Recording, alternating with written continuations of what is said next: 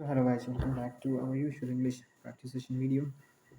In this video, I'll be discussing about Allama Iqbal, which his profile. I had to study his profile for my Urdu examination, so I'll try to remember all the things that happened in his life, and then I'll just tell it to you guys. I studied with this book which I have in my hand, and it's a special reading on Allama Iqbal. This is the meaning of this Urdu script which is mentioned here.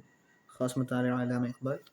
So I'll just start by the birth of Allama Iqbal. As we know, he is one of the most remarkable poets of Pakistan and previous India.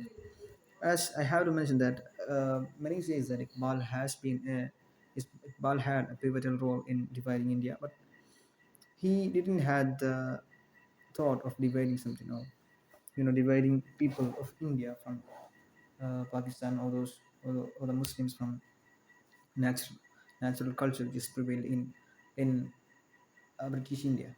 Hmm? In India, as we all know, that people were in real harmony. Real harmony means they were like brothers, even though they are in different in their religion, different in their culture, but they had this kind of attachment, this kind of unity, which always held them together.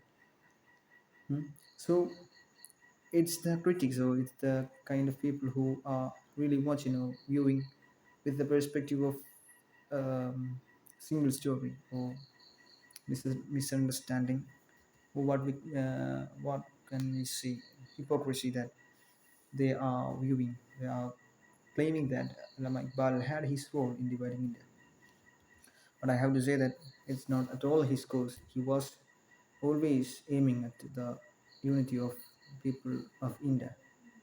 That's why he went for why he went for the English education in London, in the University of uh, in London, which he was there at Cambridge. He studied at the University of, what was the name of the Trinity University, Trinity College. It wasn't a university. I don't know what the situation of that university now, but it was the place, or it was the institution that Allama Iqbal studied. Then he was very much inclined towards this mind of Sufism, which they believe that it is it is really necessary for those who are Muslims to leave this world. This world is nothing. It's very infinitesimal, and if we do something for our development in this world, it will be against the real aqidah, or the real faith of Islam. It's not at all a fact. It is later, after when he realized that the the the regions like Iraq, Iran, and Egypt, which came under Muslim rule, and which was really under the influence of the Wahdatul Wujud concept, like as Plato mentioned his mm, cave allegory of cave. Like, we are really facing something which we don't know, which we when we does not see, or when we do not see something, we believe that there is something else other than what we see. It's not real. The fact is that it's not something. There will be something that we can't see. The things that we see is there.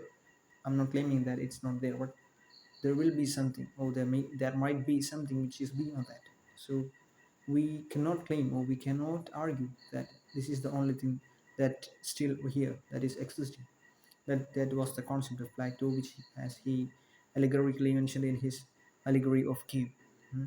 So when Allama Iqbal understood that this kind of concept is really messy, and when he thought, or when he understood that the decline of the era of Islamic pride, Islamic rulers rulings were declined due to this concept of wujud, which he later understood that it is not something which is originated from the real concept of Islam, real faith of Islam. Real faith of Islam is that we have to get developed in this dunya to succeed in the next dunya. Develop might be in different types or different concept, when depend upon personalities or individuals. Hmm? If we are Muslims, we have to develop both spiritually and materialistically. because Allah is not forbidding any of us to forbid or get rid of the worldly pleasures or mm, worldly goods. We have to take that. It's with the happiness, or with the peace that we get in this dunya, that we are going to be succeeded in the next dunya, which is hereafter. So it is later when he thought about quitting the poetry, that he understood that it is the plight of Islamic country. So then afterwards he worked for the unity of Islam, unity of Muslims for the whole India. So that's what really happened. So I think it's really nice that I should conclude this with this much of talking. So I believe that I was good in speaking and also expressing my with my hands. So that's it for today, guys. Bye.